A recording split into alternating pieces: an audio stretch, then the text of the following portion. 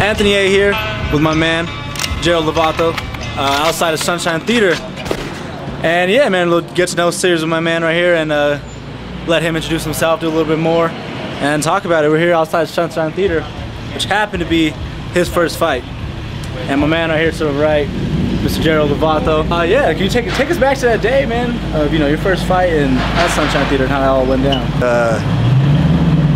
That first fight, back then MMA wasn't really that popular, and I just didn't really know what I was getting myself into.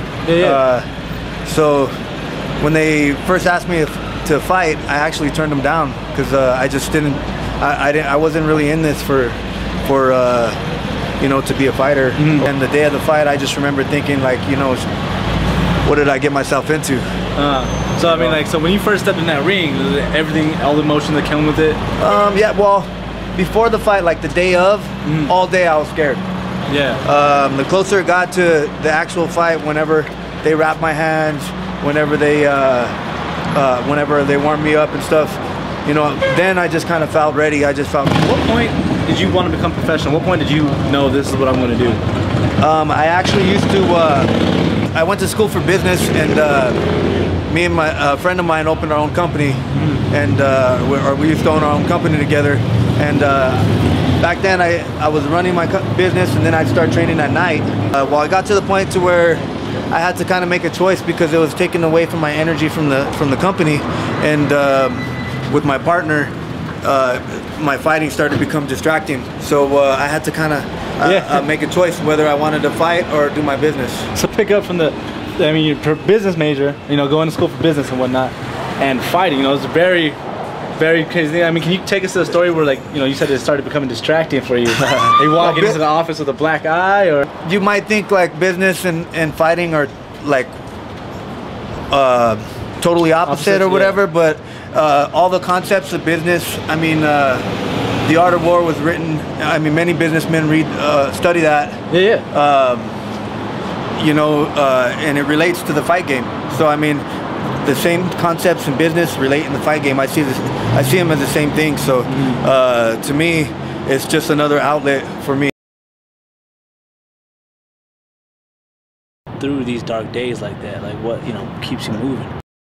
I'm a single dad, and I have a 13-year-old daughter, and a lot of times she helps me through those hard times. I appreciate every moment that I spend with her, and I appreciate the times that we get. I mean, she's grown up like in the fight game with me. This is all she knows. Like ever since she was a little baby, she's seen me training, and she's seen me. She actually went to one of my fights that was at the Sunshine Theater at Fight World. I think it was Fight World 8 for the first time, and I think she was about 6 or 7, and she was like a little champ. She didn't even, that was probably one of my hardest fights. It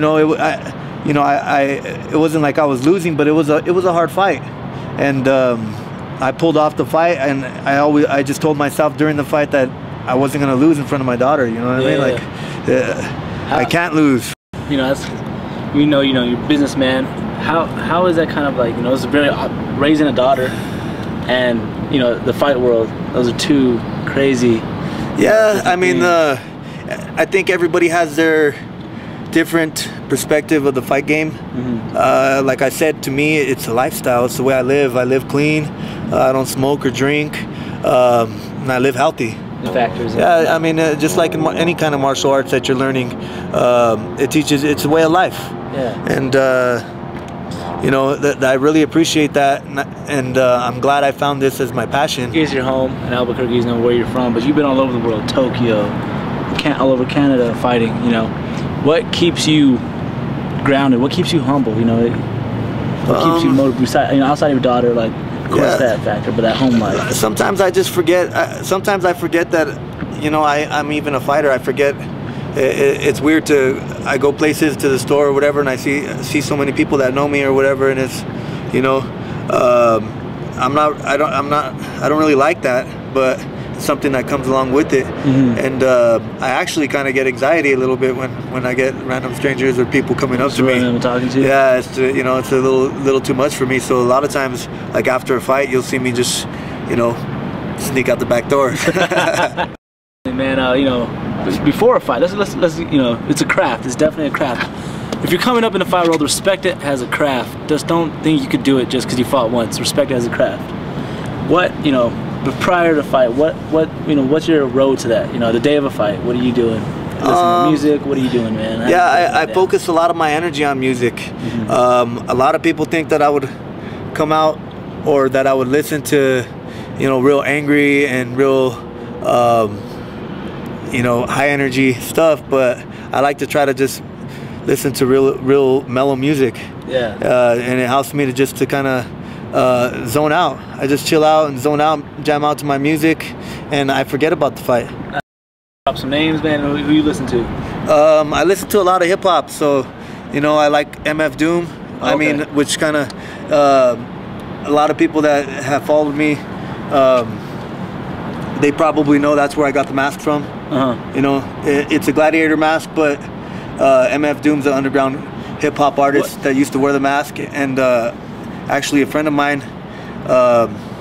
the one who introduced me to MF Doom, a gentleman by the name of Mike Maestas, who's no longer with us. He's the one who actually turned me on to MF Doom. So by me wearing the mask, it symbolizes change.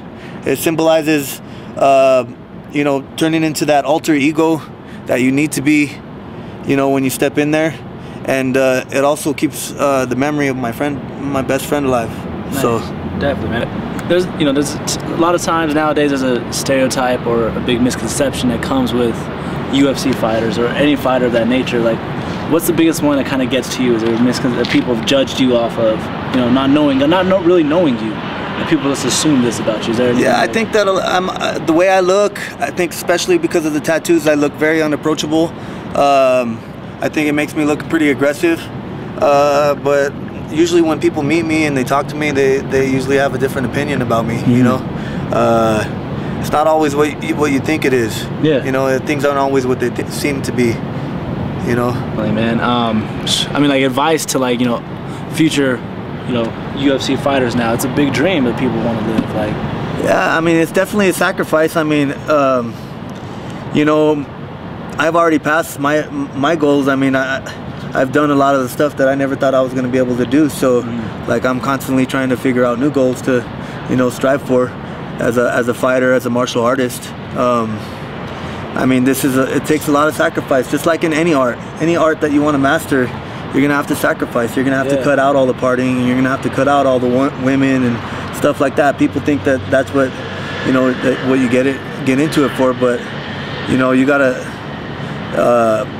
really sacrifice. Like, you know, there's some little, like, you know, when you're off your fighter diet, where do you go? What do you eat, man, when you're off the fighter diet? I like to splurge on, like, pizza, I mean, burgers, stuff like that. Like, after a fight, normally I'll, like, right after that day after, maybe even a week after, maybe not every day, but, like, I'll splurge a little bit, but then I'm back onto, it's a lifestyle. Yeah. Then I'm back onto my normal Let's diet. talk some local spots. What's some local spots that Gerald Lovato likes to eat at? Let's see. I like Viet Taste. They have the best Vietnamese food, I believe, or in my opinion, in Albuquerque. Like Il Vicino. Oh, Il Vicino's a classic. Yeah. Cali's. Yeah. Those are some of the spots I like to go. So you red or green? I like green. You like green? Yeah. Nice, bro. Yeah. Nah, cause on the real, y'all, there is no greater love. People try all the time trying to break us up. We keep it high up in the sky, I gotta take it up. Take it up, take it up, take it up, take it up. Fucking up my mental when I think about you.